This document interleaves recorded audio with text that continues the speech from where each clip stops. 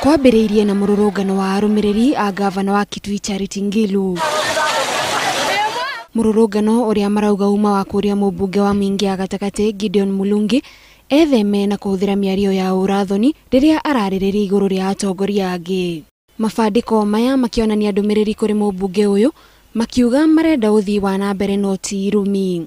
No o magĩthiaga na mbere kwagĩa na gĩkundi kĩngĩ kĩrĩa kĩrerĩkana kĩranyita mbaru mũmbunge ũyũ na mambĩrĩria kũng'ethanĩra. Macũngĩrĩro borithi maingĩrĩra ndũgamano ĩno na mahamũrithia arũrũngani aya na ngasi ya kũruta maithori. Borithi maugĩte arũrũngani aya matiraheanĩte nothithi ya kũrũrũngana na koguo ũgũtabanagio mũgarũ wa watho.